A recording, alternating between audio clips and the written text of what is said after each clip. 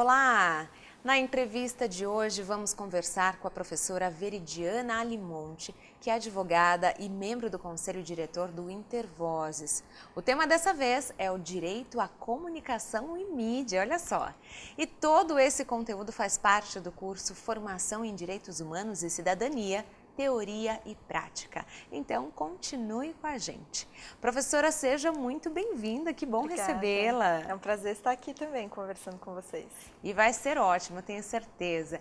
E olha só, nós sabemos o quão importante é o papel dos meios de comunicação, seja na troca de informações, no estabelecimento de valores, na formação de opiniões, enfim, são vários. E quando associamos a concretização dos direitos humanos à centralidade da mídia, passamos a ter outros pontos a destacar, como, por exemplo, seus efeitos e o potencial transformador. E aí eu começo já perguntando para você, regular a mídia, censura, você considera censura? Pois é, esse debate de regulação da mídia ser considerado censura é uma das maiores demonstrações da necessidade de regular, porque isso é resultado de uma concentração dos meios de comunicação que faz com que os meios utilizem os seus veículos, né, a televisão, o rádio e a imprensa, para dizerem que se eles forem regulados, isso na verdade é censura. E a liberdade de expressão é um direito de todos. Por isso que a gente fala em programação regional, produção independente, para que mais pessoas tenham acesso a esses meios e possam colocar as suas visões. Uma coisa que, e aí tem tanto a regulação econômica, né, que é a importância de garantir pluralidade dos atores que fazem parte da mídia, dos meios de comunicação, quanto a regulação de conteúdo também, que não é censura, porque o que a gente vê, hoje a própria Constituição Federal fala que a programação do rádio e TV tem que ter finalidades educativas, informativas, etc. E a gente vê programas que frontalmente violam direitos humanos, né? Como os programas que a gente chama de policialescos, aqueles programas da tarde, da Atena e etc., que violam uma série de direitos humanos, como a presunção de inocência, ou expõem pessoas e famílias, identificam adolescentes, o que pelo ECA não poderia ocorrer, né? Então, isso é importante. A gente tem, inclusive, uma campanha que é Mídia Sem Violações, vocês podem procurar na internet, para fazer denúncias, né, de violações nos meios de comunicação. Então, seja do ponto de vista da concentração de propriedade, seja do ponto de vista da programação violadora, isso sim tem que ter regulação e não é censura. É garantia da liberdade de expressão e de direitos fundamentais. Então, todo mundo também tem esse papel de noticiar, de informar, de denunciar. Exato. Né? Bom, e por que a concentração dos meios de comunicação é um problema também do ponto de vista dos direitos humanos? Porque a concretização dos direitos humanos passa por uma diversidade, né, na programação. A população se vê nos meios de comunicação, vê a sua realidade, poder refletir sobre a sua realidade a partir de diferentes fontes de informação e, portanto, agir a partir daí, agir nessa realidade para transformar aquilo que é importante, né? E o que a gente vê nos meios de comunicação com a concentração é que poucos grupos centralizados no Sudeste, porque a gente não tem programação regional ao longo do país, pensam o que é relevante para o país e falam em nome de todo mundo, né? Então é muito difícil ver é muito difícil ver com que as populações vulneráveis sejam sujeitos da sua própria história nos meios de comunicação, falem por si, tragam a sua visão, os negros, as mulheres, a população LGBT, a população indígena. Então a diversidade faz parte da concretização de direitos humanos a gente poder ver a diversidade refletida dos meios de comunicação para que a gente possa, inclusive, ter uma democracia efetiva. Senão a gente vai só ficar ouvindo mais do mesmo, que são os interesses de uma parcela muito pequena da população. E a maior concentração é na região Sudeste. Porque o que acontece é que a gente tem as afiliadas ao longo do país, né, que passam uma programação que é produzida praticamente no eixo Rio-São Paulo, que são as cabeças de rede, Globo, SBT, Record, elas estão sediadas aqui, e nos contratos de afiliação com as emissoras que estão espalhadas pelo país, há muito pouco de programação regional, no máximo um jornal local, ou esses programas policialescos, inclusive. Então, a gente espalha pelo país uma programação pensada por muito pouca gente, quando se trata de rádio e televisão. E por que principalmente televisão. Principalmente televisão, né? Mas qual que é o problema dos políticos serem radiodifusores? A gente sabe que existe, né, no nosso país, muitos políticos que são donos de redes de TV, de rádio, enfim. E como que pode se combater isso? Pois é, isso é um problema muito grave, inclusive para a democracia, né? Sobre a nossa capacidade de saber o que está acontecendo no nosso país, na nossa cidade, formar uma opinião crítica sobre isso e atuar. Isso é muito comum, eles usam muito laranja, muito familiar, etc., mas há casos em que o nome dele está nos documentos societários e isso é inconstitucional. A Constituição Federal diz que deputado e senador, e isso vai sendo estabelecido também em constituições estaduais e leis orgânicas municipais, então também nos níveis federativos menores, mas a Constituição Federal diz que deputado e senador não pode firmar contrato com concessionária de serviço público, e rádio e televisão é serviço público, e não pode também ser proprietário, controlador, etc., de empresas que gozem de favor do poder público, que também é o caso. Então, isso é inconstitucional e mesmo assim ocorre. E a gente verifica diferentes problemas relacionados a isso. Um é as concessões serem tratadas como moeda de troca, de barganha no jogo político. Então, você aprova uma lei aí para mim e aí você ganha uma concessão e etc. Inclusive com distribuição de verba publicitária também acontece, né, nos meios de comunicação. Outra questão é o fato de o processo de outorga e renovação de outorga de concessão passar pelo legislativo. Então, muitas vezes, eles votam a sua própria outorga ou renovação de outorga, né?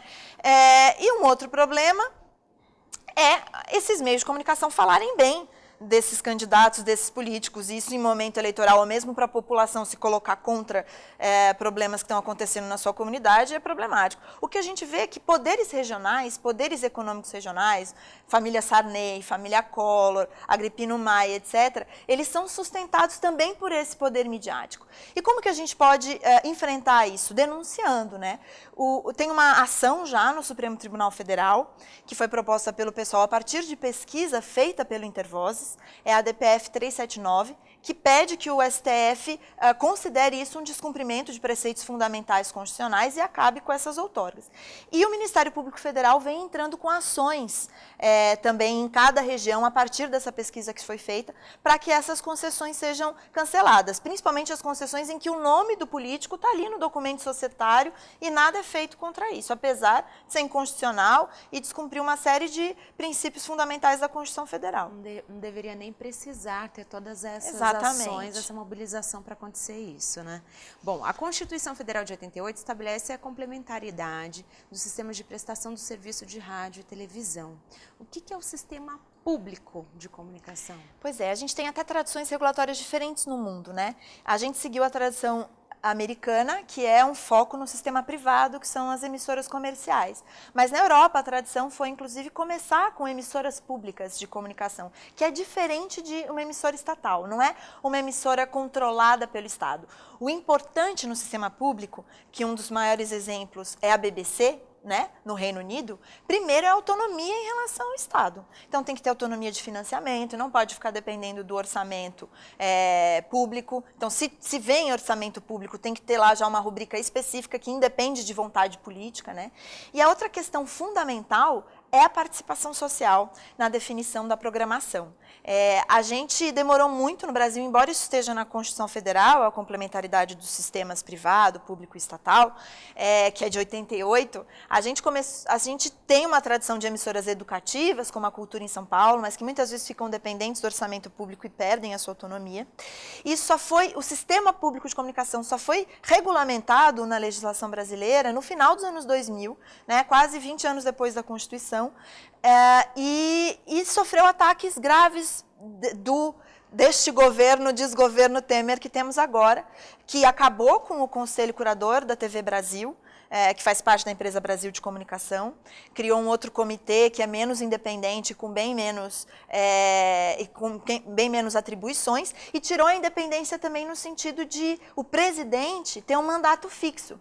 Hoje, o presidente da EBC, Empresa Brasil de Comunicação, que é o centro do nosso sistema público, não tem mais um mandato fixo e pode ser demitido a qualquer momento pelo Poder Executivo, o que mexe, portanto, em dois elementos fundamentais do sistema público, que é a autonomia e a participação social. E envolve interesses políticos. Exatamente, enfim, né? Envolve a intenção de haver uma interferência direta do Poder Executivo na emissora, o que torna ela estatal e não pública.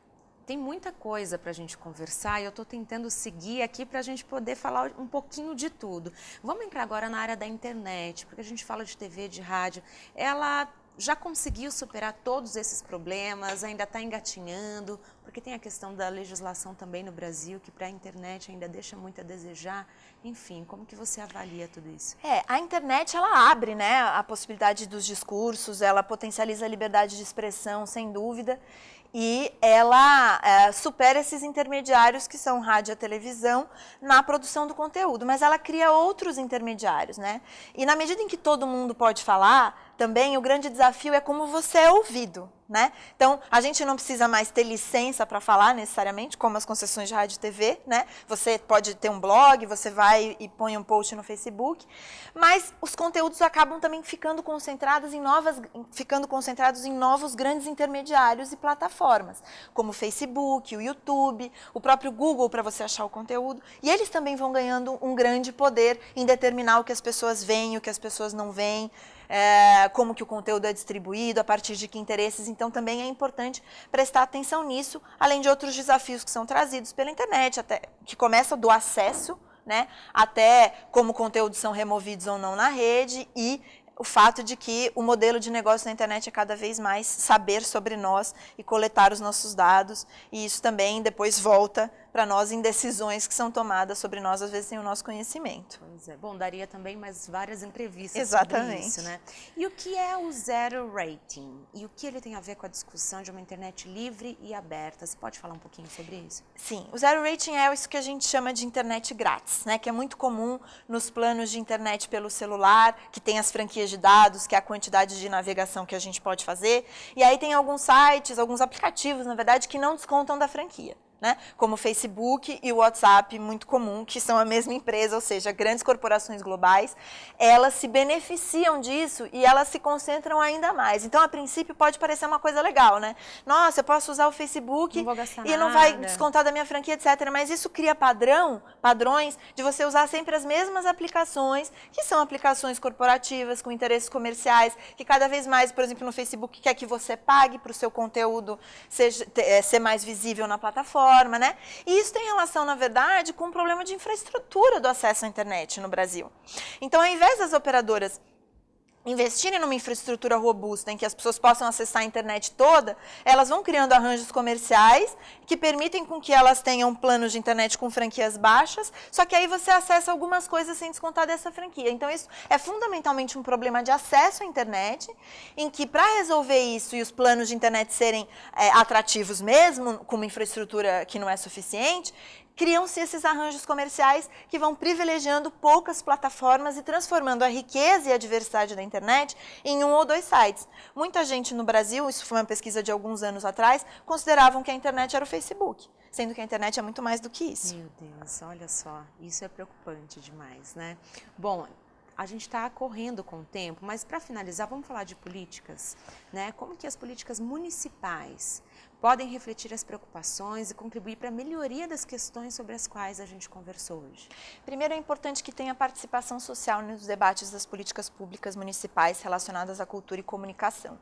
Por isso, uma das reivindicações mais antigas do movimento de comunicação é que esses temas sejam tratados em conselhos com participação social, conselhos de comunicação da cidade. Então, que as políticas de comunicação e cultura da cidade sejam pensadas em conselhos com participação da sociedade. Além disso, aqui e outros municípios podem ter um canal que a gente chama de canal da cidadania, que veio com a regulação da TV digital, que é um canal aberto, né? Que para existir também tem que ter um conselho de comunicação que pense a sua programação. A cidade de São Paulo não tem esse canal em operação e isso seria algo que poderia ser solicitado. Além disso, é importante pensar como que as verbas de comunicação e cultura, né, o orçamento, inclusive, de publicidade da cidade, é distribuído entre os meios de comunicação. É importante que a publicidade da cidade, do Poder Executivo e etc., municipal, fosse distribuído para veículos de mídia alternativa e comunitária, e que fossem feitos, inclusive, editais para a produção de conteúdo nesses veículos, né? Outra questão é a gente pensar os meios de comunicação da cidade, de publicidade. Então, as TVs nos ônibus, ou os pontos de ônibus que tem aquele espaço de publicidade. Pensar também na utilização desses meios como forma de ampliar a pluralidade de opiniões, a diversidade, pautas importantes para a cidade serem colocadas lá. E aí tem políticas também relacionadas à internet, né? O acesso à internet a partir de políticas públicas de inclusão digital que misturem educação, cultura digital, produção de conteúdo. O Wi-Fi nas praças, por exemplo, é uma política interessante que foi iniciada no governo Haddad, mas que agora já se fala, por exemplo, de privatizar e os dados dos cidadãos que acessarem a internet no Wi-Fi das praças serem comercializados com as empresas, né? Então, se privatizar esse banco de dados dos cidadãos. E isso traz uma preocupação do ponto de vista da política, né, que passa a ter uma questão aí de privatizar os dados dos cidadãos da cidade, e por outro lado o fato de a gente não ter uma legislação que proteja, que traga princípios fundamentais para o tratamento de dados. A gente não tem nem na esfera federal e também nas políticas municipais essa preocupação ela não é tratada com o devido cuidado. Então, por isso a gente também parte da Coalizão Direitos na Rede, que é uma coalizão do qual a Intervozes participa, vem discutindo projetos de lei municipais para a proteção de dados dos cidadãos no âmbito da cidade, das políticas públicas municipais. Quem quiser saber mais, tem um site. Isso, pode entrar no direitosnarede.org.br, é uma parceria do Intervozes com uma outra entidade que chama Lavitz, e, enfim, estamos propondo elaborando projetos de lei para serem propostos em diversas cidades. Maravilha. Bom, professora, foi ótima tê-la conosco. Obrigada mais uma vez pela sua participação. A gente encerra, né? Eu sei que daria para conversar muito mais, mas precisamos encerrar. Claro, muito obrigada. Que a gente continue o debate fora daqui também. Com certeza. E olha só, eu espero que você tenha gostado da entrevista de hoje e aproveite todo esse conteúdo. Obrigada mais uma vez e até logo.